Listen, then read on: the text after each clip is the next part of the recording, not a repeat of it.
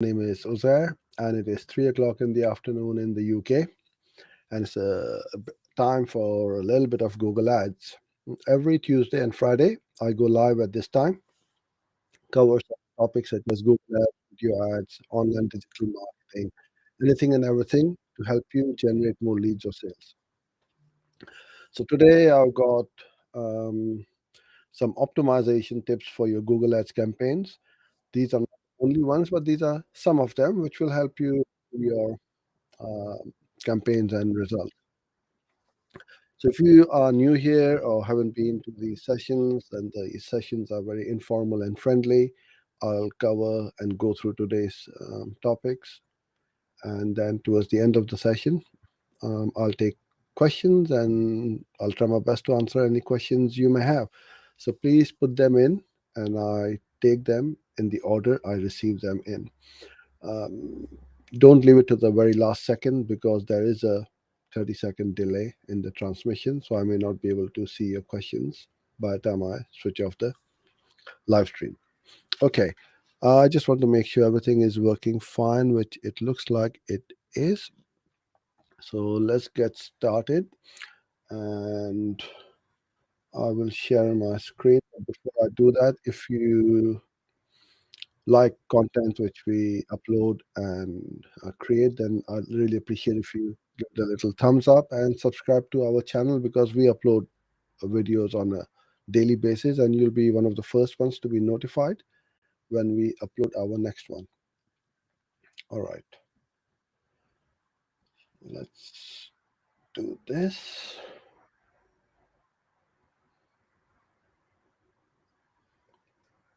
Okay, I think you should be able to see my screen.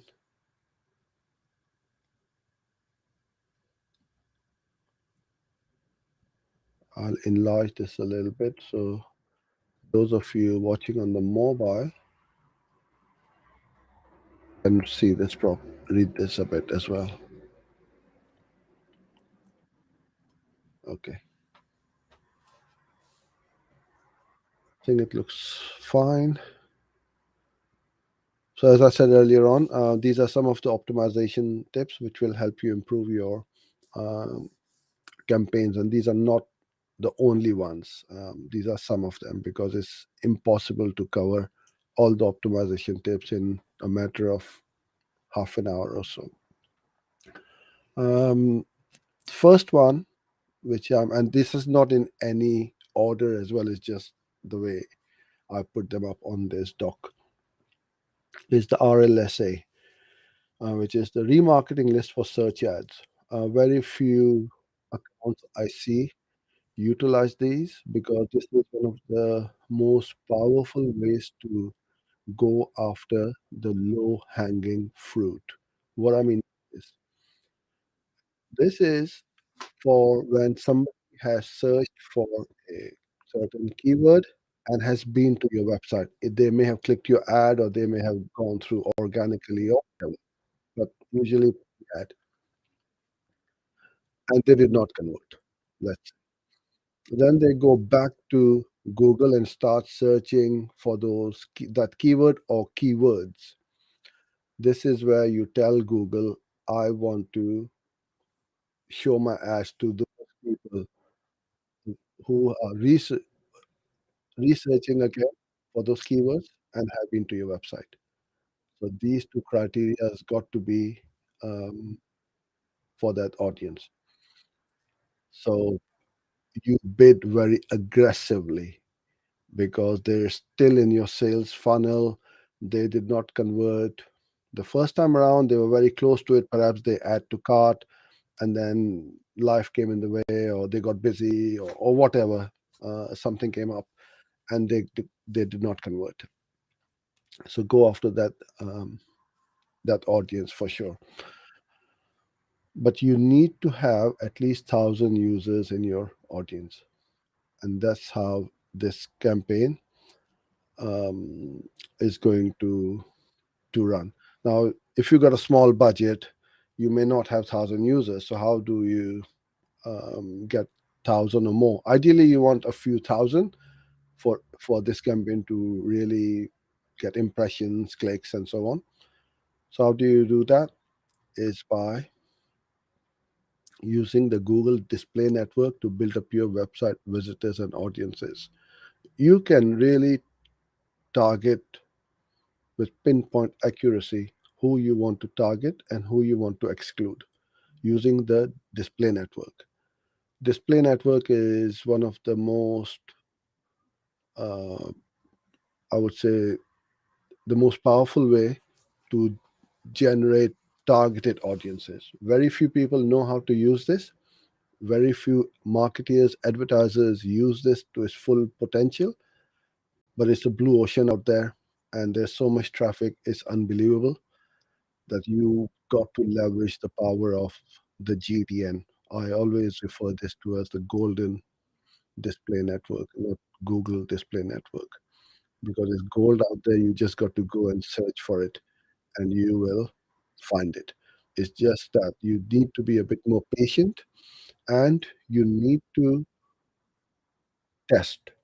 Don't give up after 2 days or 2 weeks or 2 months. No, keep going. Apply small budgets to those campaigns, test it. If it doesn't work, move on. Unlimited amount of testing you can do with different combinations of targeting and audiences and demographics and so on. And you'll never ever either run out of traffic or audiences on the Google Display Network. I can see some questions coming through and some hellos. So yeah, keep putting them through, and I'll refer to them once I've gone through these tips. Okay. Um, I never thought I would say this to use broad match, but with smart bidding, you've got to try it and test it because you're giving Google the permission or the freedom to go out there and get you those conversions. Again, lots and lots of marketeers, advertisers are scared of broad match. Oh, Google is going to spend all my money on cheap traffic and irrelevant clicks and so on.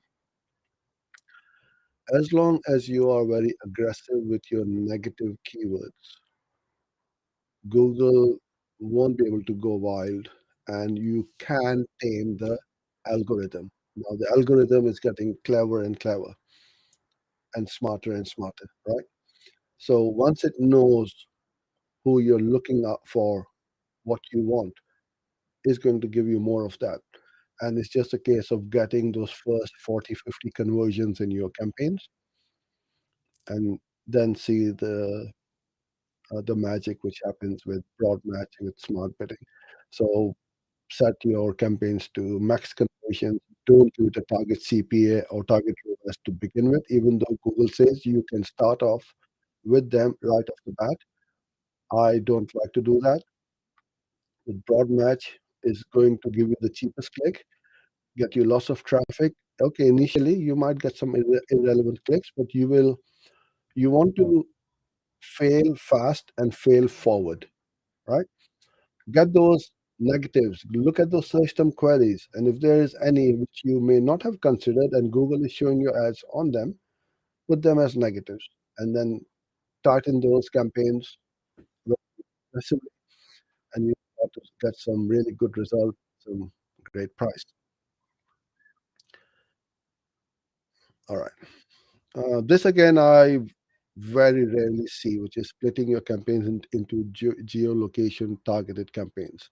What I mean by this, let's say targeting the USA. Most advertisers will just put in the country USA as the targeting. What you can also do is and then see, or you can also put in those 51 states as your targeted locations. And then you see the data coming in. What's happening in Florida? What's happening in California? What's happening in Texas? If California is very expensive, you can do something about it. If it's eating up all your budget, you can do something about it by splitting that campaign. So let's say, for argument's sake, Florida is really very profitable, but California is getting most of the budget. So you can't scale in Florida. So you peel and stick. You take that Florida out from there, make its own campaign, give its own budget, and then let it run. And then you just keep doing the same thing over and over again. If California is very expensive, you can take it out and say, okay, I want to give it a bit more budget, a bit more time to see what happens. Take it out from that main campaign, set it up as its own, but reduce the budget and maybe the bid. Be very aggressive with the bidding so that you are not wasting money and Google doesn't go wild either. So that way you can make your campaign account more profitable by doing that. Okay. This is also another little tip which will help you.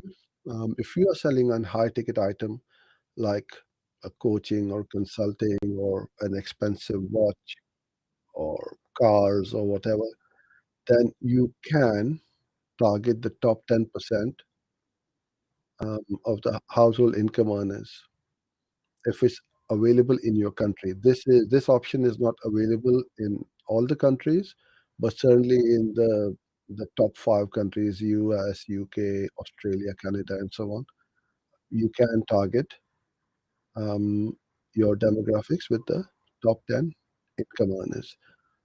So you know that they have the money and they are not on the lower income bracket who will not be able to afford your product or service.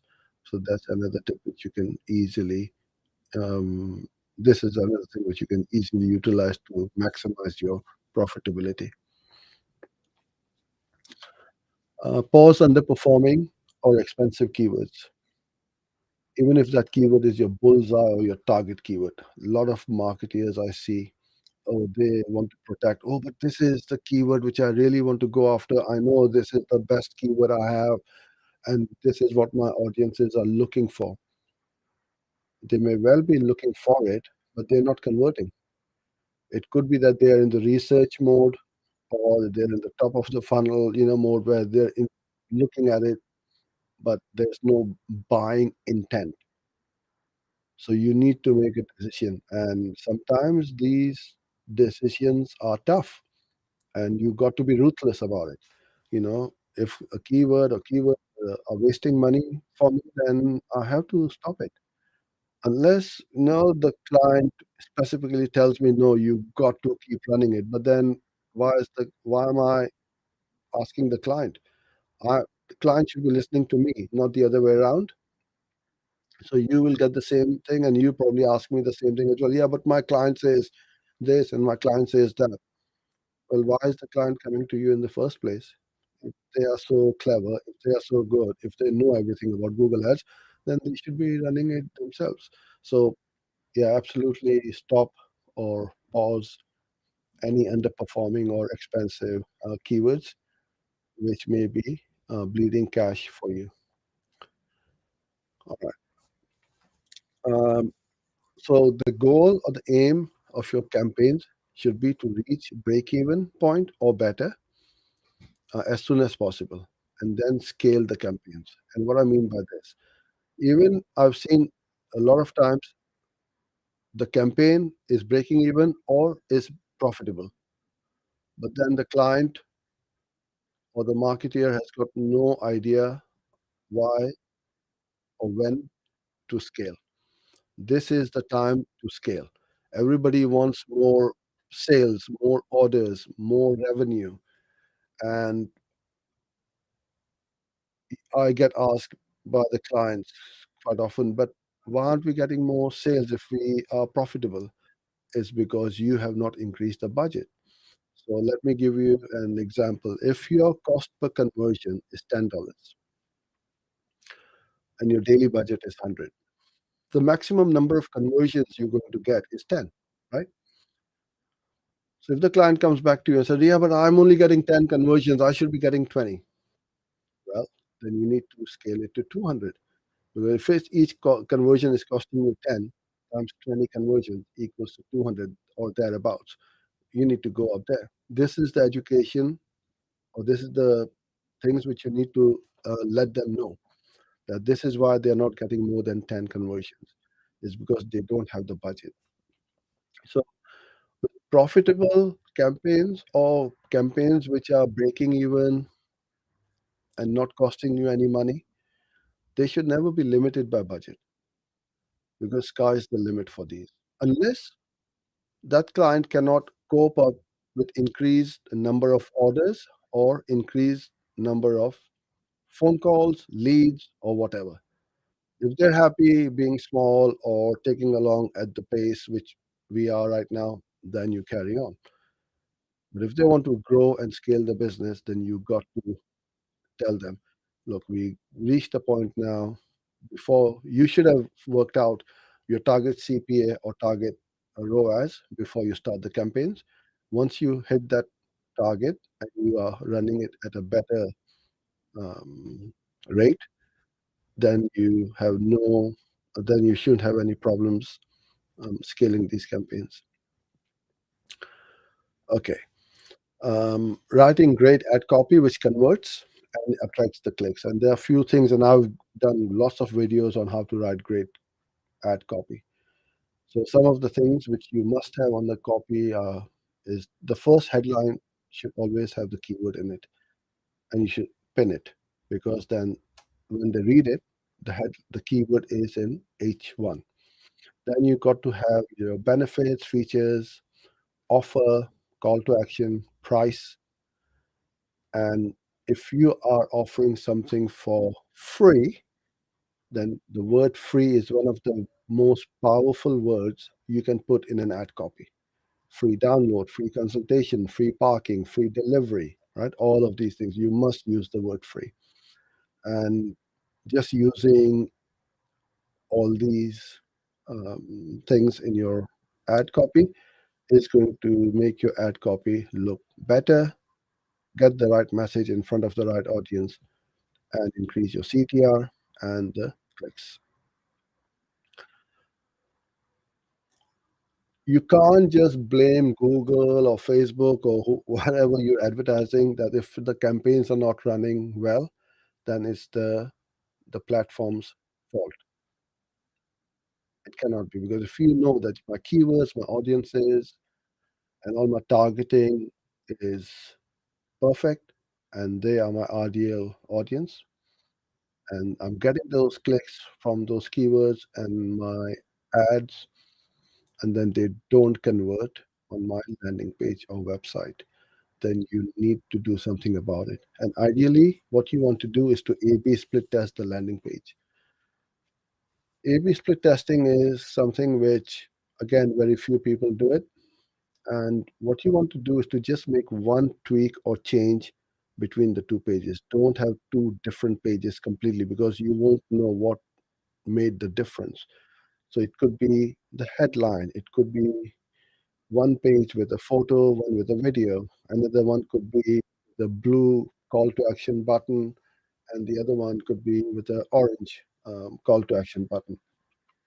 So just one minute change and see what happens. Then you take the winner, and then from there you make more changes and keep on optimizing. So this is not a done set and done and dusted once and for all um, optimization. It's an ongoing. You make the changes, run the test, drive traffic, take the winner, lose the loser, and bring in a new challenger to against the winner. So as you can see over here, I mean, this is very small to read for you. I'm running a split test between these two pages, one with an image, one with a video. The image one is converting at 27.62%, and the one with the video is converting at 22.05%. I thought it would be the other way around. The video is going to perform better. But the difference between the two is almost 25%. It's a huge difference. So why would I keep cash on the table for my competitors to swipe under my nose from if I don't make all these changes, if I can only make the change if I knew what's happening. If I don't split test, and if you are just running as one, then you would never know which one is the winner and which one is the loser. Okay, so I'm gonna go to the questions now, and if you have any, please start putting them in, and I'll see what we've got. Du- du- du- du. So hope you enjoyed these tips, and if you have any of yours which you would like to share, then please do so in the comments or the chat box around the video. Okay, I'm not audible. I'm not. Uh, okay, all right. I think might be something at your end. How to prevent double conversion tracking? So unless and until you put the tag in twice or made two conversions the same, that's one way to avoid. The other way is if it's for lead generation, and I'm pretty certain you are referring to a lead generation in your conversion setup.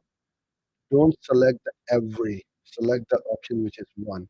So if I've come to your website, I've submitted the form, and then at my end something went wrong, and I thought, oh, the form has not gone through, and I resubmit the form again,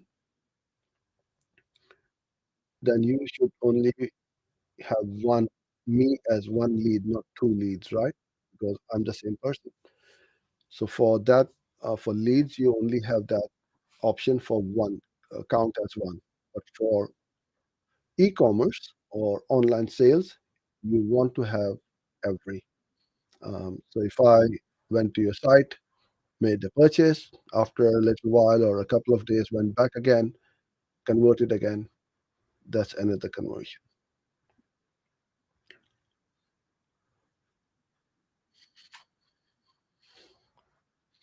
Okay, why is this happening? One month so many conversions and the other months the same keywords are not performing. It could be seasonal. In the summer holidays, in the month of August, B2B is very quiet. Right now, in the month of December, for us as a business, is very quiet as well. So there could be a lot of factors outside of Google Ads, um, which can um, cause this to happen. So it's not only that. So if your conversions are happening with certain keywords, don't just look at it for month on month. Have a look at over 6 months or 3 months of a wider or a bit more date range, and see how these keywords have been performing, and is the trend going up, i.e., with more conversions, and trend going downwards for the cost per conversion to go down a bit, or is it the other way around?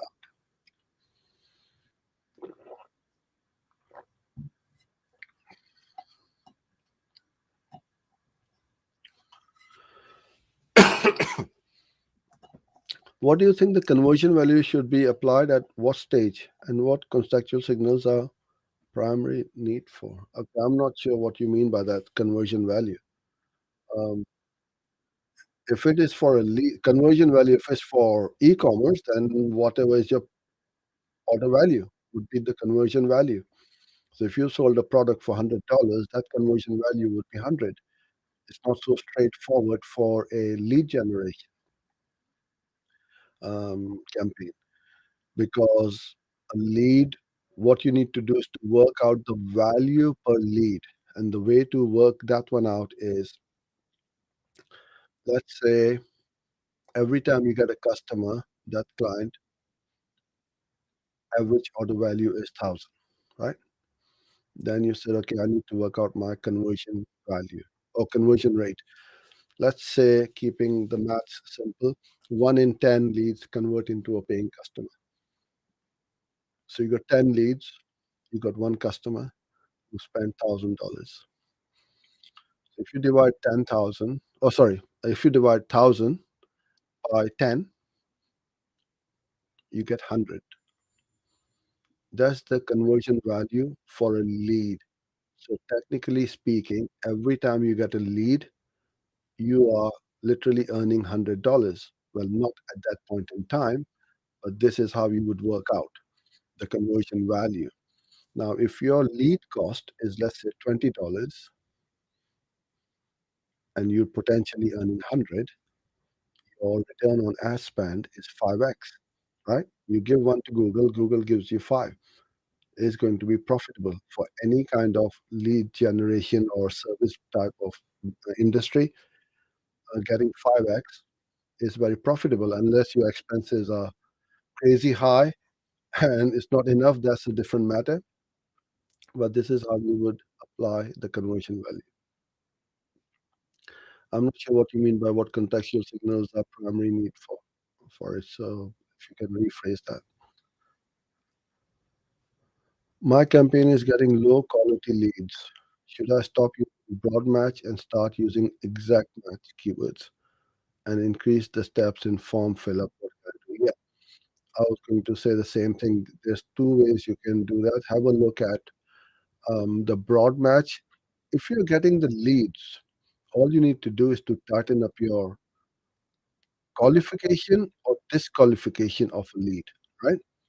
So change the form, the questions on your form. If they are junk or spammy leads, make a five field form into a seven field form. So they need to enter more. Or you put in a field like, tell me a little bit more about your business. If they write, we are looking for Google ads and we are struggling with our Google ads and we need more leads or sales, they made some explanation in that form, then I can see that this guy is serious compared to somebody who just writes in more leads, who I would know straight away is junk. They are not investing 2 minutes of the time trying to explain to me on a form what they're looking for. I would be more inclined to change that um, form. And we do this all the time. Keep testing different forms to see if our conversion value increases or not. Not the conversion value, but the quality of the conversions. The other thing which I can also highly recommend is use a form with a logic. So let's say I only want to attract advertisers who spend more than $3,000 a month, right? So if my question is, how much are you spending per month? And if your reply is 2,000, straight away you are rejected and you will get a message. I'm sorry, but we are not able to help you on this occasion. When you do reach our minimum requirements, then please get in touch. So that way, you won't even get those junky leads or people who are looking for, you know, only pricing and they're wasting your time and they're tire kickers. So a form based on the logic can really help you improve the quality of your leads. Can I get these notes? What do you mean? You got this video. You can rewatch it. See, Amit, I'm giving you all this information for free, and what do you want me to do? Make notes for you? Um, okay. How much can how much we can trust bid simulator of Google Ads even wh- whatever conversion data we have? You have to just it's a simulator, and that's what it is. So it's up to you whether you want to accept or believe or trust what Google says or not. It's just an indication of what you can get if your bids are this much, if you increase your budgets and so on. So as the name suggests, it's just a simulator. So you don't need to take it as gospel as to what the data, what Google tells you.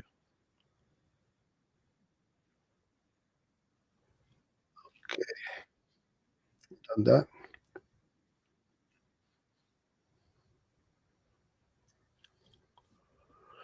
Yes, Daniel, I think in my case, because they've seen my videos before and they've been on YouTube and so on, I'm pretty certain you're referring to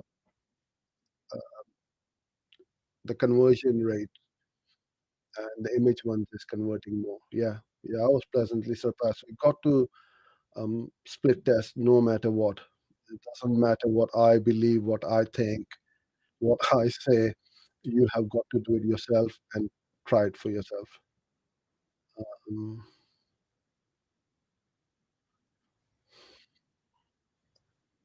okay, you need to give me a little bit more info. What is happening every quarter?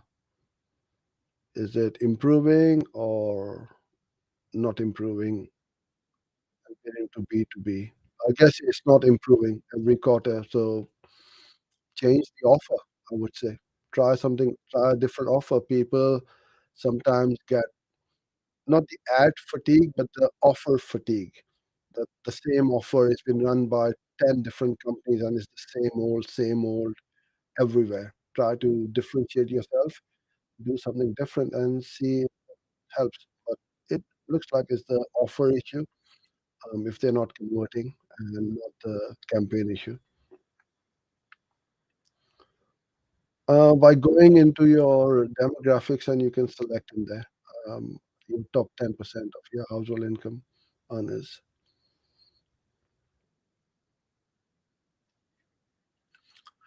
Hi Rahul. My conversion goal set up in Google as my GTM is not reflecting in analytics, even though I have linked all the accounts internally. I can see conversions and gas without having a look at that, how the setup has been done. Not sure. Have you linked your Google Analytics tag in Tag Manager as well? Not have you just directly connected it to the Google Ads? That's something that without looking at that, I really can't. Because if you are seeing the conversions in Google Ads, then it should reflect in analytics. That means the analytics tag is not found on the website. So have a look at it and try to rectify that.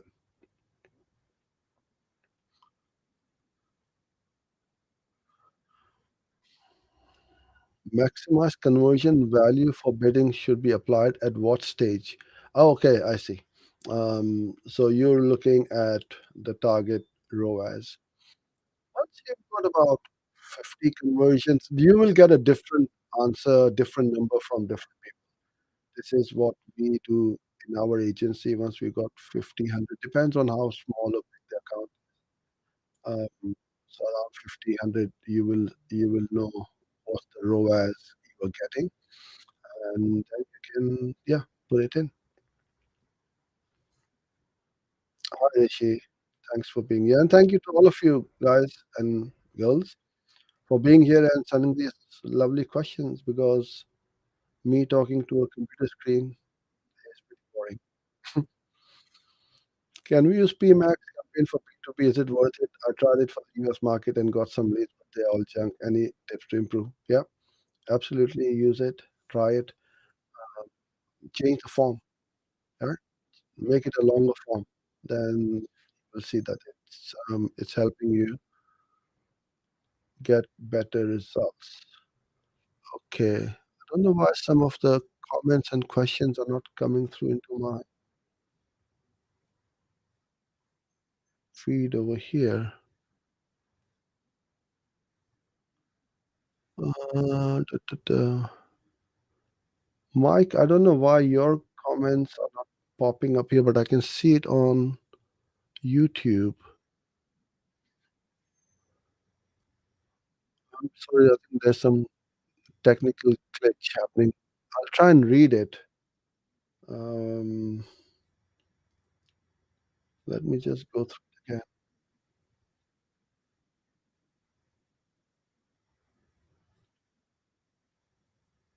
Okay.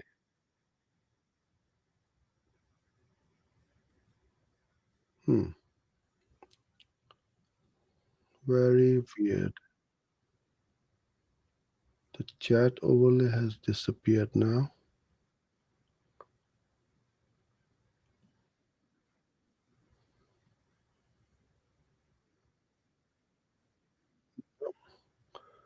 I don't know what's happening here. I'm sorry about this, guys. But I'm just going to read this off the screen and see if I can answer this for you, Mike.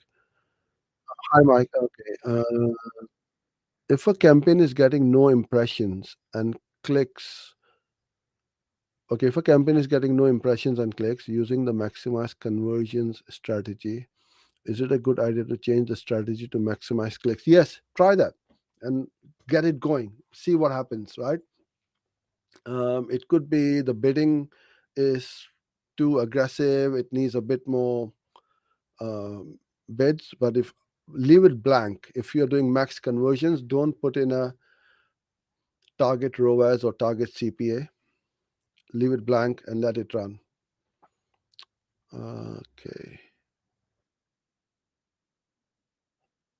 And Mike, in PMAX shopping campaign, Google saying products has missing identifiers, but product does have them. Have you seen this before?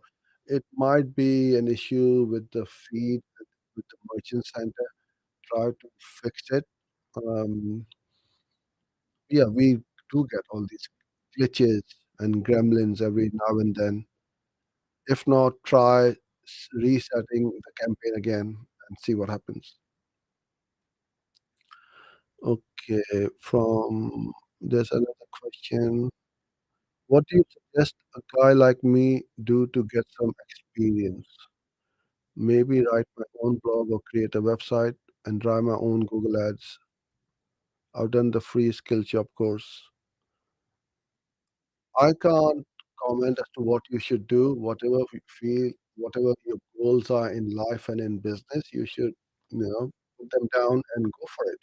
If you feel that you want to create a blog, go for it. If you feel you want to create videos like these ones, yeah, absolutely get started. You should not just wait for the opportunity to come through to you because you'll be waiting for a long, long time.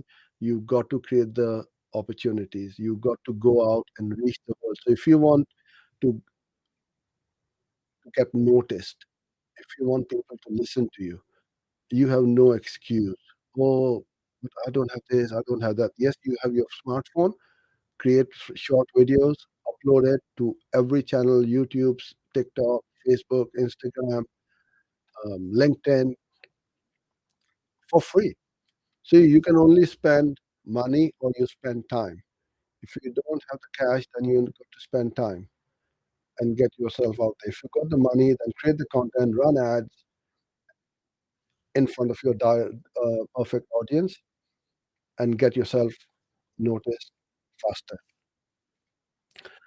Okay, I've got to shoot off for another call. So thank you all for being here. I truly appreciate it.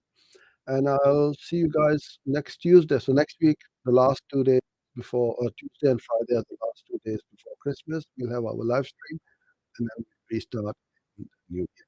So again, have a great weekend and I shall see you next week. Thanks for being here.